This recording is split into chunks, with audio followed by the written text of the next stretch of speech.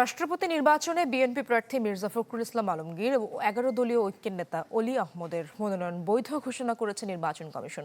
CEC ও নির্বাচন commissioner AMM Nasir Uddin মনোনয়নপত্র যাচাই করেন। তফসিল অনুযায়ী প্রার্থিতা প্রত্যাহার করা যাবে ১৮ আগস্টের মধ্যে। রাষ্ট্রপতি নির্বাচনে দুই প্রার্থী বিএনপির মির্জা ফখরুল ইসলাম আলমগীর ও ১১ দলের অলি আহমেদ।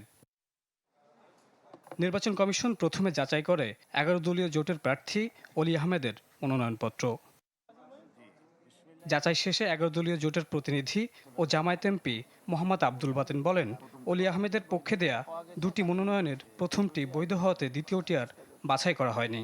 জানান, মনোনয়নপত্র প্রত্যাহার করবে না ১১ দল।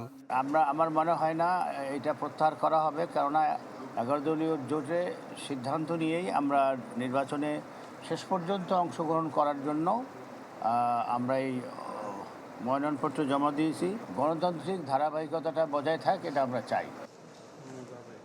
এরপর বিএনপি প্রতিনিধি দলের উপস্থিতিতে যাচাই করা হয় মির্জা ফখরুল ইসলাম আলমগীরের মনোনয়নপত্র। যাচাই বাছাই শেষে তা বৈধ ঘোষণা করা হয়। পরে ব্রিফিংয়ে গয়েশ্বরচন্দ্র রায় বলেন, এখন ২০ আগস্ট নির্বাচনের অপেক্ষায়। আনন্দের সাথে জানাচ্ছি যে আমাদের প্রার্থী মির্জা ফখরুল ইসলাম আলমগীর ২৩তম বাংলাদেশের রাষ্ট্রপতি নির্বাচনের প্রার্থী হিসেবে বৈধ ঘোষিত হয়েছে। এখন আমরা অপেক্ষায় থাকব ২০ তারিখে নির্বাচনের জন্য।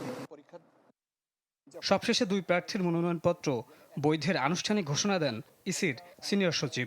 এখন দুইটাই মনোনয়নপত্র ভ্যালিড এবং আগামী ১৮ তারিখ হচ্ছে আপনার মনোনয়নপত্র প্রত্যাহারের দিন এবং ২০ তারিখ, আগামী ২০ তারিখ বিকাল ২টা থেকে বিকাল ৫টা পর্যন্ত নির্বাচন। ঘোষিত তফসিল অনুযায়ী ১৮ আগস্ট পর্যন্ত রাষ্ট্রপতি নির্বাচনের মনোনয়নপত্র প্রত্যাহার করা যাবে, আর সংসদ কক্ষে ভোট হবে ২০ আগস্ট। মোহাম্মদ শফিক, চ্যানেল 24, ঢাকা।